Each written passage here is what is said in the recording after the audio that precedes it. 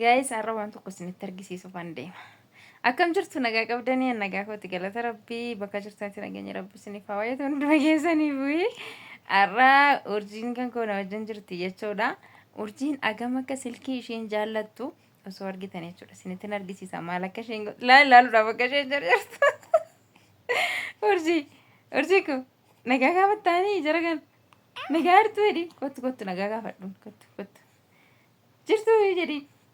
Jirtu nagaa keessanii nagaa qabdanii jirtu fayyuma keessanii jirtu jedhin fayyuma keessan jirtu nagumaa jedhin achi isaan nagaa gaafadhu jara isaan sana nagaa gaafadhu jirtu jedhin fayyuma keessanii nagaa qabdanii sin akkamii jedhi sirriitti nagaa gaafadhu amma sirriitti nagaa gaafadhu ishee. Jirtu jedhee namni si beeku as keessa hin jira. Namni si beekne dhugaa gama akka ishee silkii jaallattu argitaniittu baay'ee tokko silkii jaallatti.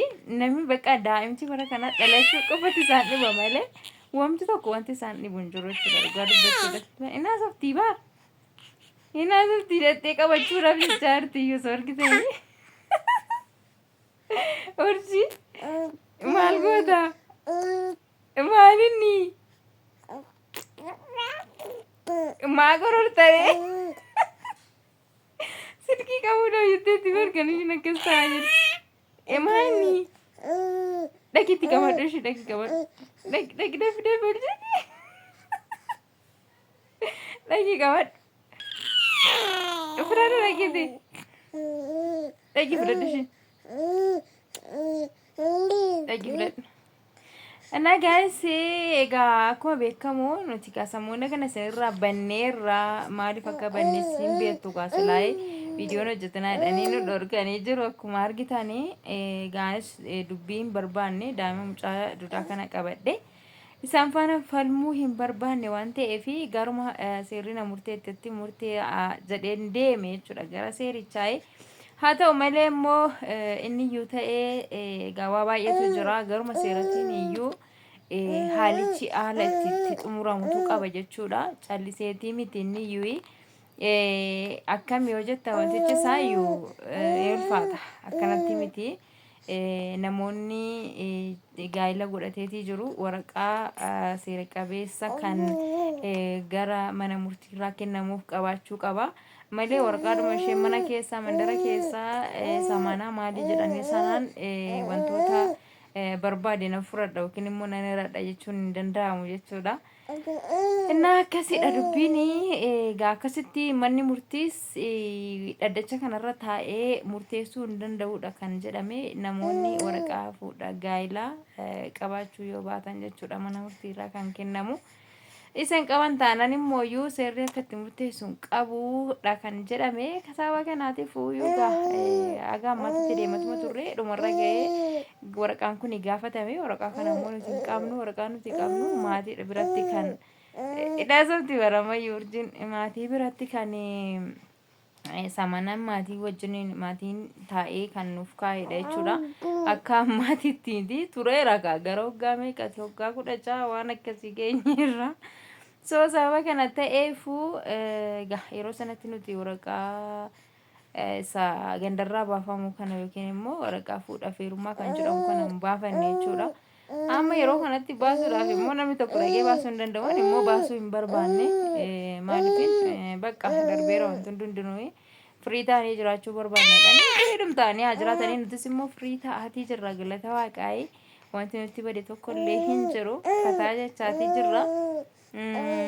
Kana booda immoo hojjanna viidiyoodha. Urjiin iyyuu kun hojjechuu jalqabdee jirti jechuudha. Innaa akkasii isiniin jenna haa akka isheetiif hin teessituma haasofti. Akkasii isiniin jenna kabajamtoota hordoftoota keenya dubbicha akkas ta'ee kanatti bannee isiniin jechuu barbaanneti. Kanaan booda immoo deebinee dhufna waan bannu miti. Innaa waaqayyo nu haa gargaaruti viidiyoo immoo kan kanatti ta'anii isinii irratti isinii kaa'u hin jira. Viidicha sana laaladha kanaan booda hojii waan akkasii faashinii argisiisuu modelingii garaagaraa namoonni barbaadan beeksisa garaagaraa hojjechuudhaaf እና qophiirra jirra jechuudha. Viidicha nuuf ilaalaa raagabisi. Na guyyaa kaleessaa immoo uffataa jechaa olli galata rabbii. Akkasii isiniin jennaa amma kanaan booda hin dhufnaa hin bannu. Isinis immoo nu jajjabeessaa nutis dhufaa jirra deebinee waaqayyo nu gargaare isiniin jenna. Urjiin iyyuu qophaa ishee hojjechuudhaaf jechaarte immoo kana booddee. Bakka qoy urjii ko hojjetu barbaadde qoy. Guys, akka carraa ta'ee kun guyyaa kaleessa sanbata jechuudha. Oolmaa sanbata keenyaa kana fakkaata jechuudha. Egaa haala kanaan akkasitti waa'ee moodeelingii barachaati oolu jechuudha. Egaa akka beekamu moodeelingii siistariin illee barataatee jirti. Egaa hundi keenyaatti namaatii jirra jechuudha. Egaa qomatiin qabna hundi keenyanii siistariin sirriitti qabdi jechuudha.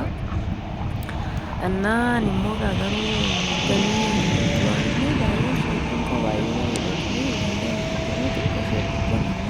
jira. Innaa shakkii kootti deebi'uudhaaf jedhee ispoortii hojjetaa kan jira. Wanti namni hojjennu hin jiru jechuudha. Egaa haala kanaan akkasitti guyyaa lafa baratamaa guyyaa immoo sanbataa kana iddoo barbaadan irra deemanii raawwatanii akkasitti shaakaluu jechuudha. Shaakanarra jiru amma jiru isaan kun egaa barataa jiru bargeetti gaafa achimmoo dhaqanii irratti argaman kan isaarratti akka isaanii illeef jedhamu jechuudha. Egaa bakkeen kun lafa jiraatu keessadha. Garuu gaafa ilaalan biyya biraan fakkaata. Deegaa jechuudha. Toofaas miidiyoon seeraa waraabamee jiraate laayirma kan bareedu jechuudha. Garuu naannoo kanatti jechuudha. Asuma jamoo jechuudha. Jamoodha jechuudha. Jamoo soostidha jechuudha. Kun akkasitti iddoo akkasitti bareedu kuni garuu nuti kan jiraannu magaalaa alam ganaa keessa jiraanna. Yaaduma jiraanneera wanni uffataadhuma jechuu barbaanne turre garuu yeroo nuti nu galaa deemtee jira dukkana irratti ta'ee egaa sa'aatii kana deemchaa aduus jennee filanne malee sa'aatiin deemeera kun galgala keessaa yeroon kun sa'aatii tokko waan akkasitti yeroon itti viidiyoo kana waraabatee turre jechuudha. Maashaallah baay'ee tokko namatti tola. Yeroon itti yaadee jedhu jireenyi kophaa jiraachuu namatti tola. Baaduu jechuudha. Fakkeenyaaf ammoo osoon kophaa koo ta'uu baadhee yeroo sanatti jechuudha silaa osoon kophaa koo ta'uu baadhee osoon abbaa manaa koo baana jiraadhee jechuudha. Yeroo sanatti sa'aatii sana darbee sa'aatiin guyyaadhumayyuu namaaf hin eeyyamu jechuudha. Hin beektan warreen abbaa manaa qabdanii keessattuu daa'ima gatanii fa'aa manatti waliin yookiin daa'imta barbitan urjii manatti gatee kanan deeme obbolaan isaan mana jiru waan ta'eef isaanumatti gatan deeme maanaaf ormaan itti waamtee waliin miidhaan ji'anna isaanumatti gadee kanan deeme jechuudha. Innaa maashaallah baay'ee tokko bareedaa sin jira jechuudha. Innaa moodelingiin immoo barumsi moodelingii wanti nama barbaachisuuf yeroo baay'eedhaaf kofiyyaan xaffadee hin buune innaa ijoolleen baay'ee turan iyyuu sila ijoollee baay'ee faana warra wajjin barataatii hunduma isaanii iddoo tokkotti achitti hidhannee shaakallee yaadnee turre. Egaa guyyaa sanbataa kana waa baay'eetu garaagaraatitti walitti ni jedhanii waan ta'eef achi isaan immoo gara biraa deemanii nuti immoo asiin dhufnee asitti iddoo tokko shaakalaa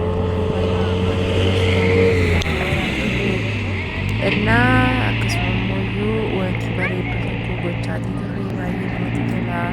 Biyyoo fi baay'ee tokko nama gammachiisti biyya ofii keessa jiraachuun gaamma tokkummaa keessa jiraanne haala kanaan akkasitti ba'anii galuun waa yaada ofii gochuun akkasuma akka barbaadetti baatee uffannaadhuma uffachuudhumaaf illee akkam akka ta'e hin beekna jechuudha. Biyya ormaa keessa gaafa jirru biyya keenya keessatti immoo akka barbaannetti sa'aatii barbaanne